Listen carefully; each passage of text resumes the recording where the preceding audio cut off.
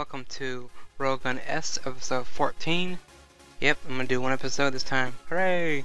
I know you guys are probably like, not a double episode again. But yeah, jumping right into this one. It basically takes place in Index Season 1, I think episode 11, like half of that, and half of episode, I think 12. So kind of double episodes here. In basically the Index universe, Index timeline, whatever you want to call it. And this starts off with, after we left off with Toma, he was kind of meet with Misaka at her little dorm.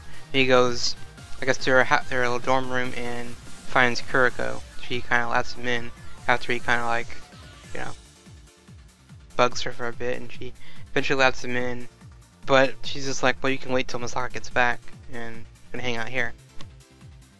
And she's kind of curious why he's there. Kuroko is just still under the impression that if she can make Misaka hate guys, she will, you know, leave guys and go with girls instead for a future girlfriend, boyfriend, that type of scenario there she's doing.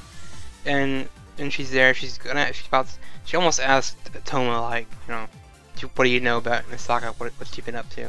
But then she kind of stops herself, saying that it's kind of private. I shouldn't be bugging him about that if it's something private. But at the same time, you know, she really doesn't really give a care if Toma's there.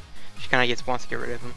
And before anything drastic happens, they hear the footsteps of, I guess, the dorm manager, and she kind of is inspecting the rooms because she heard some loud noise or something like that, or she's just doing her rounds.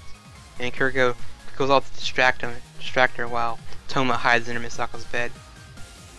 And that's where he finds her giant teddy bear and the cat.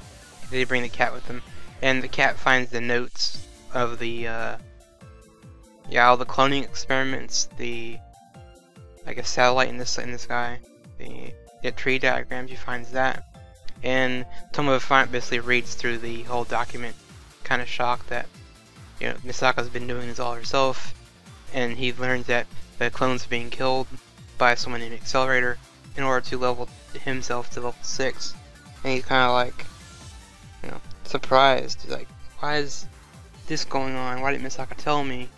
And because he learned last week about the clones, he learned there's a massive army of like Misaka clones, so he's just kind of, you know, I guess shocked that they've been dying to an experiment to help someone else level up, and that doesn't sit well with him, so he kind of runs off to find Misaka. And yeah, Kuroko kind of runs back and finds him missing, but that's not really important. The core of the episode for me was basically the next few minutes with Toma on the bridge with Misaka. He finally arrives and he's holding the paperwork, and Misaka's kind of shocked that he found out about everything. And she's kind of playing it off as, well, it's no big deal. I'll just take care of it myself, and you don't have to do anything about this. But at the same time, she doesn't realize that Toma's there to help, and she's kind of talking to herself at the same time while trying to play it off as it's no big deal. But in reality, it is a big deal, and she does freak out about it, that someone else might get hurt, because Toma actually offers to lend her a hand, basically, no pun intended. And she's freaking out about this. She doesn't want him to do anything, because she is assuming he's going to get killed by Accelerator. You know, she's like, you're nothing, he's level 5, he's going to just wipe the floor with me. And eventually, Toma just kind of stands in her way, and she's like, move out of my way. He's just like, no, I'm not going to move at all. And she's just blasting away with her electric powers. And he's just taking the hits. So he gets hit a few times with her electricity. And she's just breaking down in tears because she's basically telling him, if you do not move, I will kill you. And Toma's like, I don't care. You know, do what you gotta do. I'm not gonna move. And this whole thing goes back and forth for a little bit longer. And eventually, you know, she starts crying a lot, and he's just all burned up, bruised up, and just kind of hurting. And he basically comforts her and tells her that, you know, I can help you with this. This is not a big deal. And that's pretty much the episode. He runs off to stop the experiment. He's got like, I don't know, 10 minutes to get to the experiment area and stop the Accelerator. And if you've seen Index Season 1, you kind of know where things are going. And I've been told from other sources that we've got maybe 2 more episodes left of this backstory with the clones, and then we'll get something completely random beach episode, which is kind of funny, but it works, I guess. And for the last things about this episode as mentioned is just the voice actor for Misaka. You know, she's showing a lot of emotion this season, and she did in any season of Index or Railgun season. It was kind of heartbreaking watching her describe, because it's just, you know, you connect so much as well with these characters that, you know, you feel kind of bad for them when they go through certain things like this.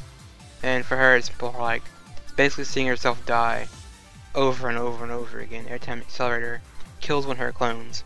In her mind, he's basically killing her over and over again. And that's just, you know, doesn't work for her. Plus, Toma, you know, he's gonna get involved, and she's afraid he's gonna get killed. And for her, she's like, well, if you die, that's on me. You know, I'll feel the pain of you dying, and then I'll feel even worse that someone else got killed for this. And, you know, I don't know much about acting or anything, but, you know, for me, she's doing a very good job with Misaka. Because I recently checked the episodes of that, you know, in the Index, and that bridge scene, she's not as emotional as she is in this season.